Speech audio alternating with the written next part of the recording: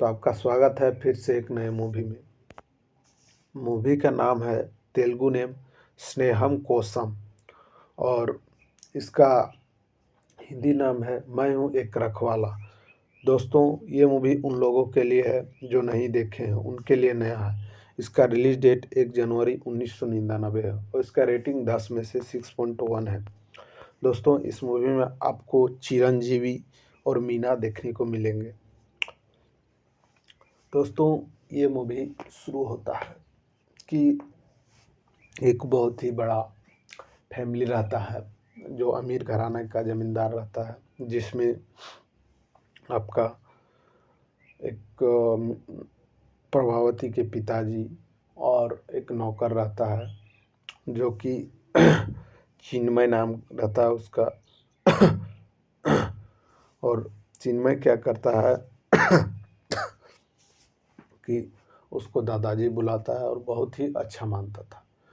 तो क्या होता है कि उन लोग शहर जा रहा होता है, इसलिए कि उसकी बेटी अमेरिका में पढ़ के प्रभावती 4 साल बाद पढ़ाई पूरा करके घर आ रही होती, तो उसके लिए एक नया गिफ्ट खरीदने।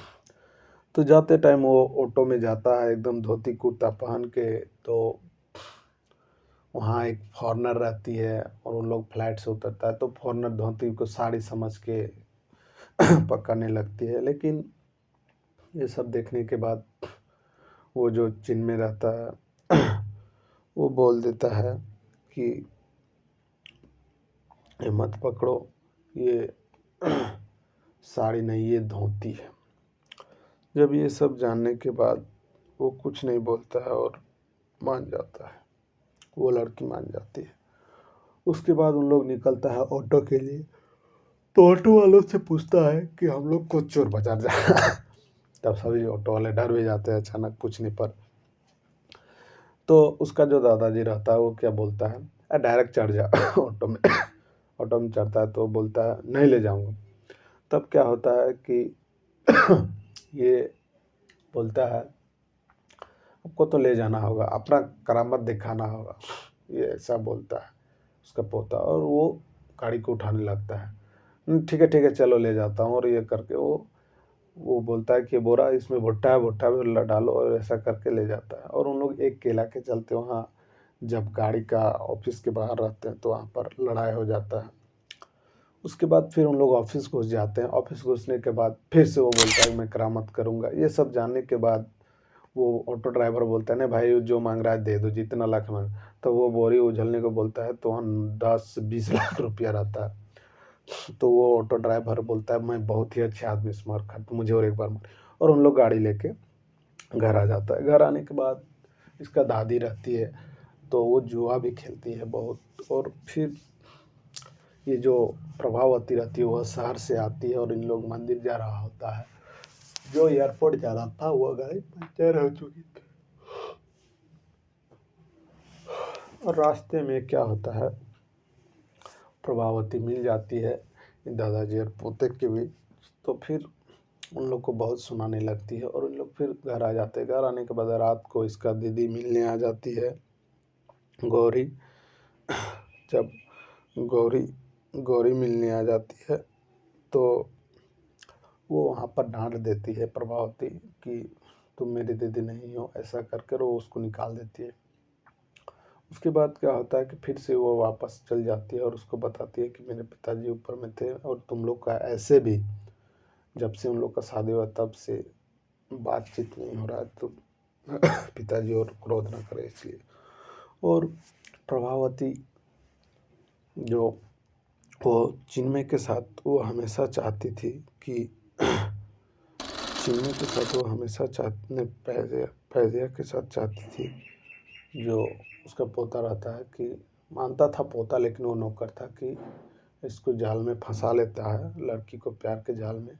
और फंसाने के बाद वो लड़की इसको फंसा लेती है। उसके बाद फिर क्या होता है कि मारने का भी धमकी देने लगती है और इससे प्यार भी कर लेती है। प्यार होने के बाद क्या होता है कि बीच में यह मंदिर जा रहे थे और बारिश होता है, तो कहीं बीच में रोक के वो बोलती है कि रुको, और वो अपने आप सारे कपड़े फाड़ लेती है और उसको वहाँ से निकाल देता है। और वो फिर अपने दादी के पास चला जाता है। और जाने के बाद फिर क्या होता है कि ची- चीन में दुखी रहता है और शहर चल जाता है काम कर शहर काम करने जाता है। काम करने के बाद फिर आता है और दादी को बोलता है कि तुम्हारा बेटा आने वाला है जेल से छूट के सिमर। और फिर ये सब जानने के बाद वो बहुत खुश होती है और उसका बेटा इच्छा जताता है कि तुम मेरे बेटे को दिखाओ वो कैसा दिखता है, क्योंकि 25 साल 20 साल बाद देखता है। और फिर ये सब जानने के बाद वहाँ पर उसका पिताजी सारा फ्लैशबैक बता देता है कि लक्ष्मी को कौन मारा था, क्यों मारा था। जो गौरी का पति था पद ये पेद्दा भाई वही मारा था, क्योंकि उसको गौरी का जो इतना बड़ा संपत्ति था उस पर लालच था। और ये सब जानने के बाद ये जो पेद्दा भाई के बेटे चिन्नैया था वो बहुत ही उसको प्यार करता है अपने पिताजी को और हाथों से खिलाता है। तब वो प्रभावती के साथ शादी करने के उधर चल रहा था एक तरफ, और ये सब जाके रोकने के लिए लोग दोनों बाप बेटे चले जाते हैं और साथ में वो दादाजी भी जाते हैं। और दादाजी और चिन्मय का जो पिताजी था वो बहुत ही गहरे दोस्त थे। उसके बाद क्या होता है कि ये ये सब जानने के बाद गौरी को भी मारने का प्रयास करता है, क्योंकि उसकी मम्मी को तो ये मारा ही था ये पदबाई।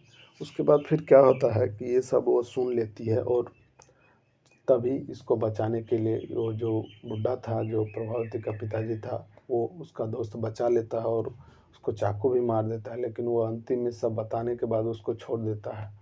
और फिर प्रभावती और चिन्मया का शादी हो जाता है। लेकिन वो मरने के बाद उन लोग गहरा दोस्त थे तो उन लोग साथ में मर जाते हैं और फिर ये हंसी खुशी खत्म हो जाता है ये मूवी।